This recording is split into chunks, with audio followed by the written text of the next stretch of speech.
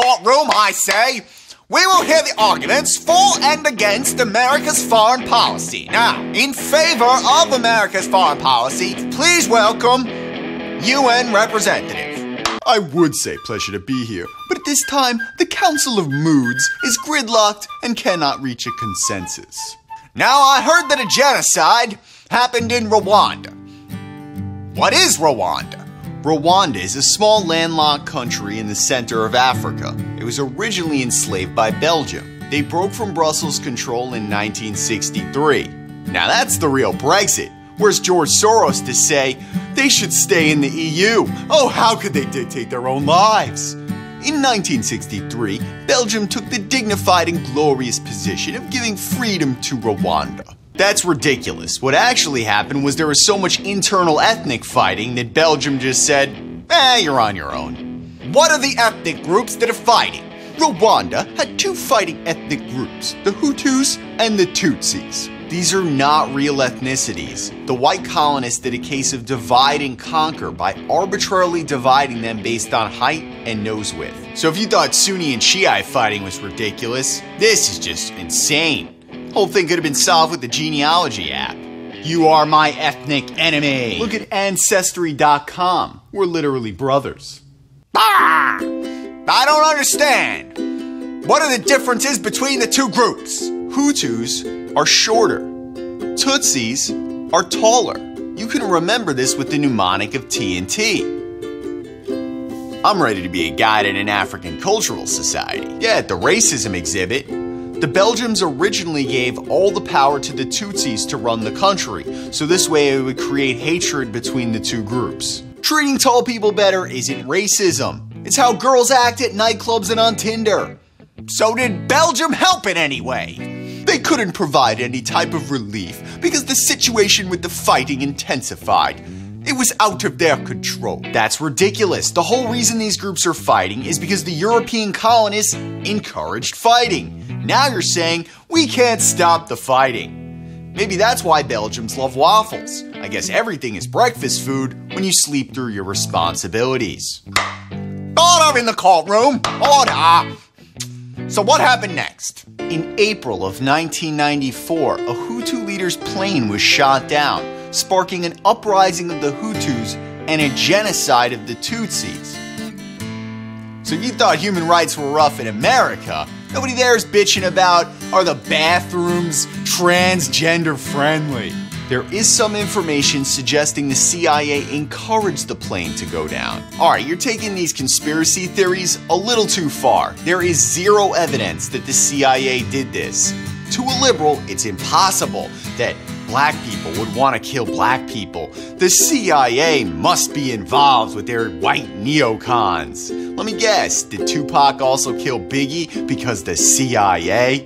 Well, regardless of who started the genocide, the Hutus put out a call on the radio saying cut down the tall trees, meaning kill all the Tutsis, and Bill Clinton and the United Nations ignored this.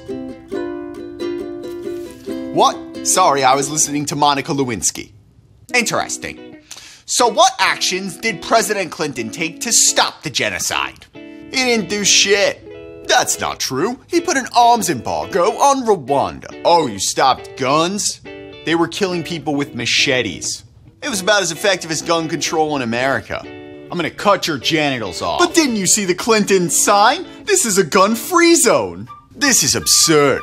The UN took action. We sent peacekeeping troops. But then after getting out the white people, you removed all of them but 270. How do you expect to stop nearly 1 million deaths with 270 dudes? Come on, even the movie 300 had 300 dudes. That's 30 more dudes than you got. And they were epic gladiators. Your guys with their vests look like parking lot attendants. Death to Tutsis. I'm sorry, sir. You can't park here. Go round. I'm confused. So both of you agree. Me and the liberal both agree that the US policy response was bad. We disagree over what should have been done differently. I'm upset the UN peacekeeping troops were blocked. The conservative wants only American troops to go. And I think the United Nations is a circle jerk of pansy socialists that play a game of telephone with the translators. If the world government was so good at solving these problems, then why did the IMF and the World Bank give Rwanda and the Congo money before and after the war? Now you're saying, hey, instead of having world government pick loan targets, let's have them drop actual bombs. I disagree. We don't want more American imperialism. Then our troops would get stuck just like Iraq and Afghanistan. The UN would have been a perfect solution, but instead the US State Department told them not to use the word genocide because then they would be legally obligated to act. This is not a genocide, it's a bulk volume passing. Here's US State Department spokesman Christine Shelley being asked, how many acts of genocide does it take to be considered genocide? We have every reason to believe that acts of genocide have occurred. How many acts of genocide does it take to make genocide? Alan, that's just not a question that I'm in a position to answer. This is like, how many licks to the center of a Tootsie Pop? Get it? Tootsie. It's true that that you have specific guidance not to use the word genocide in isolation, but always to preface it with this word acts of. I have guidance which I try to use as best as I can. I'm not. I have. There are formulations that we are using that we are trying to be consistent in our use of. Well, word games shouldn't surprise you. The Clintons are confused about the meaning of the words oral sex. Oh no, I didn't get a blowjob. It was acts of blowjobs. And the Defense Department refused a UN request to block the Hutu radio broadcasts, which were saying which victims to target. That would have been the perfect non-violent solution. Haha, but that would violate Rwanda's sovereign right to control the airspace within their borders. Of course, the liberals suggest talk radio show censorship. Hey, wait a second. Isn't this the same Clinton family that wanted to drone Julian Assange to death? Now you're like, oh, we can't disturb the freedom of the press. And that's why I think the CIA wanted that Hutu plane to go down. See, normally America tries imperialism at every moment, from the Middle East to South America to China's boats in their own ocean. But suddenly, with the Rwandan Genocide, neocons are suspiciously quiet. By that logic, Iraqis should just shout out at American troops, I'm Rwandan. Then Americans would go, put down your weapons. I can't be disturbing the delicate balance of Rwandans as I murder random Iraqis.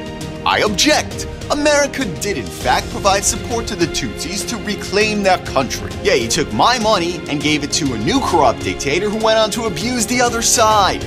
I want a refund. Alright, so to review, the Hutus, short people, killed the Tutsis, tall people, in a genocide. Bulk volume passing. Then, our military armed and trained the tall Tutsi leader, Paul Kagame, who then went on to commit atrocities to the other side.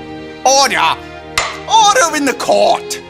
We're going to take a recess. In part 2, when we come back from the recess, we will address the Congo Wars. The good part about standing up for African rights is other comedians are unlikely to steal my material. In fact, if they did, I'd go, yes, I made a difference. How can liberals call Trump racist when the Clintons did all this? Formulations that we are using that we are trying to be consistent in our use of. I guess liberal colleges handing out diplomas are the only ones doing the bulk volume passing.